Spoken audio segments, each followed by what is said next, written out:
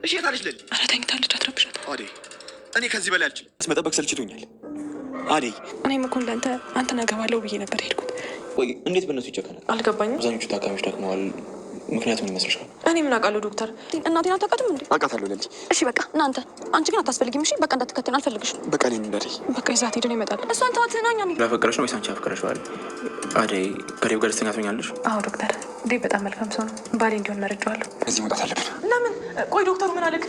ገጀራ እኮ እየመጣ ነው። መድኃኒቶቹን ይዞ እየመጣ እኮ። ጤና ይስጥልኝ ውድ አድማጭ ተመልካቾቼ፣ በዓለም ዙሪያ ያላችሁ ለቻናሌ በቅድሚያ አዲስ ከሆናችሁ ሰብስክራይብ፣ ቪዲዮ ላይክ፣ ሸር በማድረግ ቤተሰብ ሁኑ። ተወዳጁና አስተማሪው ሰራተኛዋ አደይ ድራማ ዛሬም አዳዲስ እና ገራሚ ትዕይንቶችን ወደ እናንተ ልናደርስ ወደናል። እስከ ቪዲዮ ፍጻሜ አብራችሁን ቆዩ። ግምት አስተያየታችሁን ደግሞ በኮሜንት ግለጹ።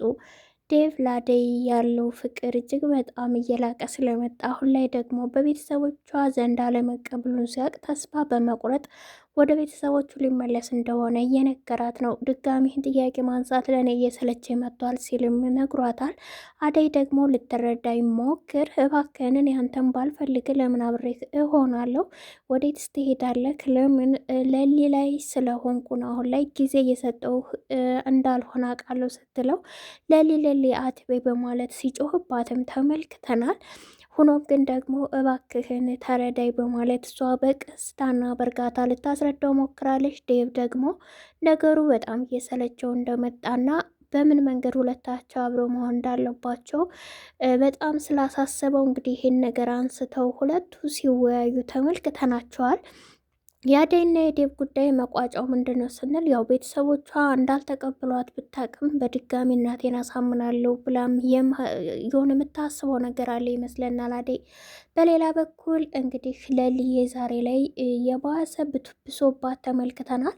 ዶክተሩ ቤዛ እንግዲህ እንዳደረገችው ሙሉ ለሙሉ ስላወቀ አሁን ላይ ቀድሞ ለሕግ አካላት አሳልፎ ለመስጠት ስላቀደ እስከ ወንድሟ እንግዲህ ለኢንስፔክተሩ ሲደውልለት ስልክም አድምጠናል። እሱ ግን ምንም ነገሩ እንደማያውቅ እንዴት እንዳደረገችውም ግራ ስለገባው ከሱ ተደብቃ ይህን ወንጀል እንደሰራች ነግሮታል ማለት ነው። ታዲያ ዶክተሩም ዛሬ ላይ ሲጠይቃት ነበር ቤዛን ለምንድን ነው ግን ታማሚዎቹ እየደከሙ እንጂ እየተሻላቸው ለውጥ እያመጡ አይደለም ሲልም እንደ ነገሮቹ እንዳላወቅ አድርጎ ነገር ግን ከሷ የሚሰማው ምላሽ እየጠበቀ ነበረ።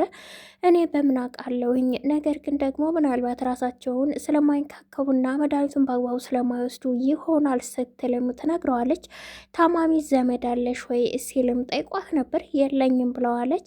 ታዲያ ነገሩ በምን ታውቂያለሽ? እንደዛ ከሆነ አይገባሽም ሲል ምን ማለት ነው ብለዋለች። ያ ማለት የታመሙባቸው ልጆቻቸው ወይም ቤተሰቦቻቸው ምን ያህል እንደሚጨነቁ ነው እያለ ሲያስረዳት ነበረ።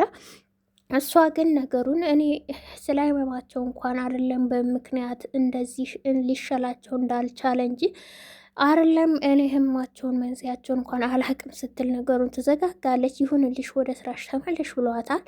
አሁን ላይ ለሊ ባሰባት እንጂ ሌሎቹም ያው መድኃኒቱን ሙሉ ለሙሉ እየቀየረችው ስለሆነ በፌክ መድኃኒት ያው እንግዲህ ታማሚዎች ሲወስዱ ከባድ ወንጀል፣ ከባድ ጉዳት፣ የጤና እክል የባስ እየተባባሰባቸው መጥቷል ማለት ነው። ይሄ ያሳሰበው ዶክተሩ ደግሞ ስለ ሆስፒታሉም ያስባል፣ ስለ ራሱም ደግሞ አደጋ ውስጥ እንደሚጥለው ስላወቀ ቤዛን አሳልፎ መስጠት ምርጫው አድርጓል።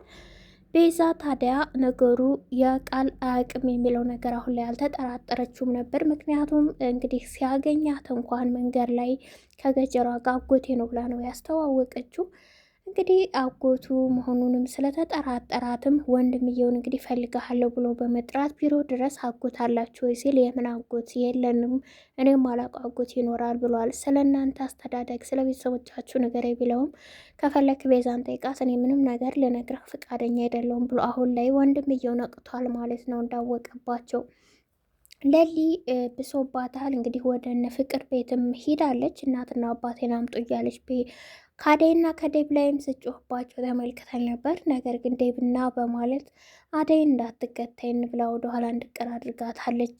ታዲያ ወደ እነ ፍቅር ቤት ስትሄድም ታለም አልነበረችም። ፍቅርን ብርቄ ብላ ስትጠራት አትቅበጪ አበድኳት በይ በማለት እንግዲህ የኔ ብርቄ ሳልሆን ፍቅር ነኝ ስትል ስምሽን ቀየርሽ ብላ የሳቀችባት። እንግዲህ ድብድብም ጸብም ተነስቶ ዴቭን መቶ ፍቅር ላይ በጣም ጮሆባታል። በዚህ ሁኔታ ውስጥ ሆና እንዴት ትጨቃጨቂያታለሽ በሚል ሌላው እንግዲህ አበበ የአባቱ ቤተሰቦች ጥላት እያሳደዱት እንደሆነ ይታወቃል።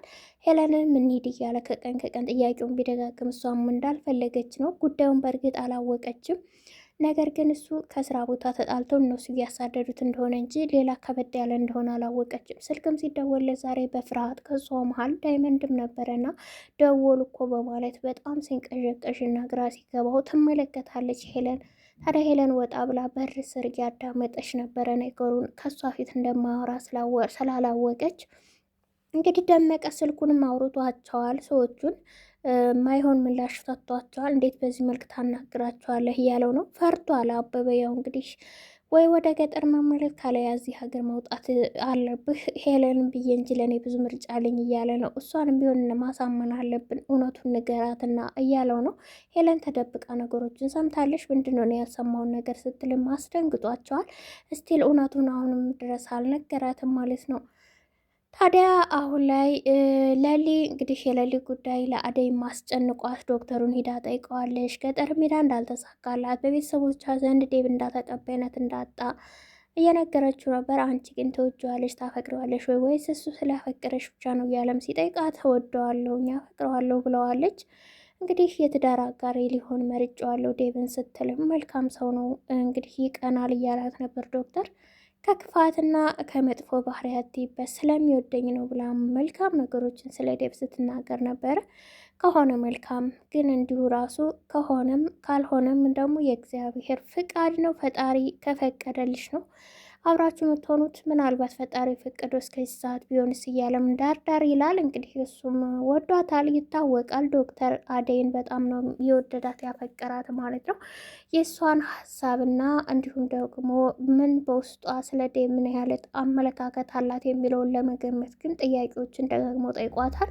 እሷም ተመሳሳይ መልስ ነው እንግዲህ እየሰጠችው ማለት ነው። ባቡሬም እንግዲህ በድጋሚ ወደ ሆስፒታል ሂዶ ስለ ሌሊ ጉዳይ እየጠየቀውና ነበረ። እንግዲህ ተረጋጋ ብሎታል። ሁሉን ነገር ማስተካከል እንደሚችል የተሳሳተ መድኃኒት እንግዲህ ቀን ያለፈበት እንደወሰደች ሁሉን ነገር አሁን ደርሶበታል።